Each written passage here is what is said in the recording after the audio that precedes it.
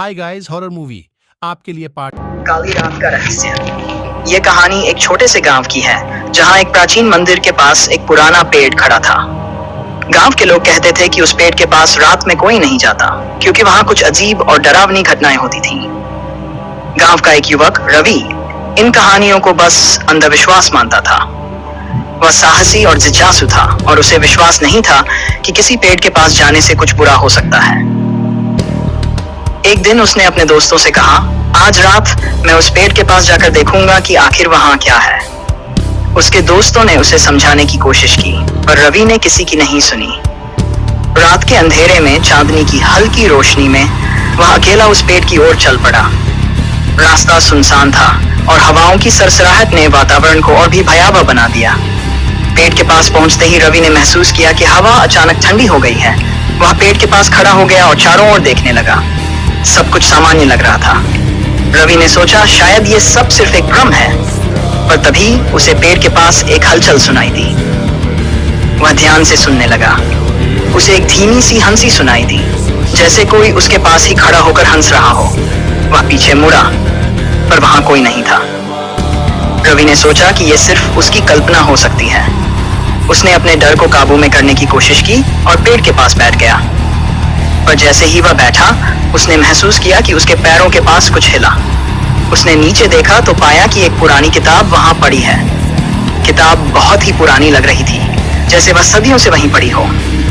रवि ने उसे उठाया और खोलने लगा। किताब के पन्ने पीले और झड़ने वाले थे। किताब के पहले पन्ने पर एक चेतावनी लिखी थी, इस किताब को पढ़ने वाला अपनी जान को खतरे में डाल रहा है।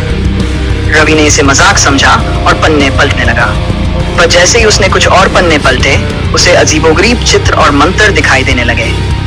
अचानक उसने महसूस किया कि आसपास की हवा और भी ठंडी हो गई है और अंधेरा गहरा हो गया है। तभी उसे पेड़ के पीछे से फिर वही हंसी सुनाई दी, पर इस बार हंसी में एक भयानक चीख भी मिली हुई थी। रवि ने डरते हुए किताब बंद कर दी और वापस जाने की सोची, पर जब उसने उठने की कोशिश की तो उसे लगा कि कोई उसके पैरों को जकड़ रहा है। उसने अपने पैरों की ओर देखा तो पाया कि कुछ अदृश्य हाथ उसके पैरों को पकड़ रहे हैं। रवि ने पूरी ताकत से उन हाथों से छूटने की कोशिश की, पर वे और भी मजबूत होते जा रहे थे। वह जोर जोर से चिल्लाने लगा, कोई है, मदद करो।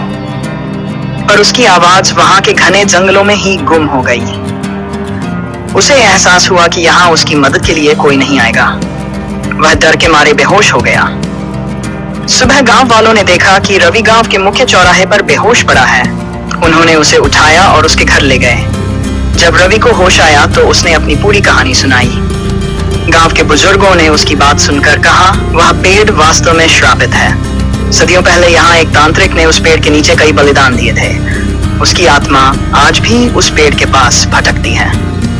रवि ने अपने अनुभव के बाद समझ लिया था कि कुछ कहानियां सिर्फ कहानियां नहीं होती।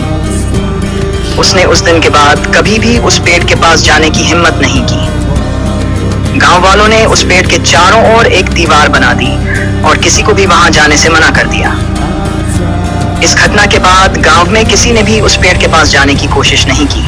हाय गाइस हॉरर मूवी आपके लिए पार्ट 1 गाइस हॉरर मूवी कैसे लगा कमेंट करके बता दीजिए जरूर। लाइक शेयर सब्सक्राइब कर दीजिए।